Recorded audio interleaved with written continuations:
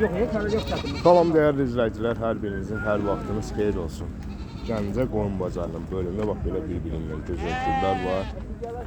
İntiqamlı bir işi kaldı. Əcəl özdə deyir bu sənə verir çıxır. Gel. İntiqam kişi can atıb bunlardan ötəri. Bak adama hep kucağınıza alın getirin lan ha. Tane güzel işte orada işte. İntiqam kişi bazar olsun. İlham kişiden nömrə almayacağım, sənin nömrəni Hə, verəcəm. 10 nömrəsini yazar. 10 nömrəsi yazar. İlham kişi WhatsApp işlədi.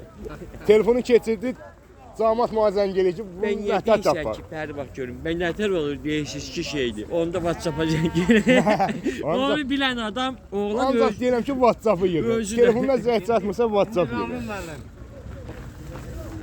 Allah gecə saat 19-da. Ha, bu gün Gecə bazar saat günü. 19-da sən gelib deyir ki, məndə limon var, çiçəyini tökür. Gecə 2:19-da. Nə var abi? O kidə baxıb kidə də zəng eləyir də qadın. Biz nə var? Heç nə. Heç nə. Allah Neçədir bu güllərimiz? Neçə? 1 manat. Endirim də. Adlarını da yavaş. Nədir bunların adı? Prim Ha bu Adlarını öyrən. qırmızı güllərimiz. Yeşildi gül satsan. Bunlar Ha geri bu aynı. birinci. Geri aynı. Geri Ulan aynı. Ceyran. Ağı da İntiqam, var. Gel. Qırmızısı da var. Gel çık içeri. Hər rəngi var. Renkleri. Ulan Ceyran gözü. Ola neçədir? Bunlar manatlı yani sizin yani Çəkilişlə gələnə fərq var da. Bəli, bəli, Dünənki bəli. kimi. Bəli. Yerəmən elə deyəcəkdim sizinlə qavağa düşdünüz. Elə özünüz də elə. Bax bu güllərimiz Bunlar 5 değil. 5 Yəni manat. yəni endirimləriniz var. Mən çəkdiyim çəkilişlə gələnə Bəli. endirim. Bəli. O nədir belə o? O 6-7 dənə əkibsən, Cavab ver. Onlar xlorafitun qıranlar. Xlorafitun. Ola neçədir? Onlar 4 manatdır. Dörd Onlar manat. hər evə yox, hər otağa lazımdır. Yəni o qədər havanı çişət eləyir. O qədər xeyir insanlar üçün. Dipçək güllər içində çox nadir zəhərli olmayan bitkilərdən biri. Bax bu palmamız neçədir? Formalarımız 6 manat. 6 manat. 5 manat yəni endirmək var. Bu ağacıdır, bu üstündə meyvə olan. Bunlar kim var? Kimsan. Neçədir? Bunlar 12 manatlı intihası yəni 10 manata qədər yəni endirilmək olur. Və mandalina ağaclarımız neçədir? Mandarin ağaclarımız var qardaş. Bax, bunlardır, belələr var. Belə üstün meyvələr var. Elə Mandarin ağaclarımız 10 manat. 10 manatdır mandalina ağaclarımız. meyvələr. Limon da eləmi? Bəli, limonlu. Bu neçə sən tökmüş də? Biraz daldaydaydı.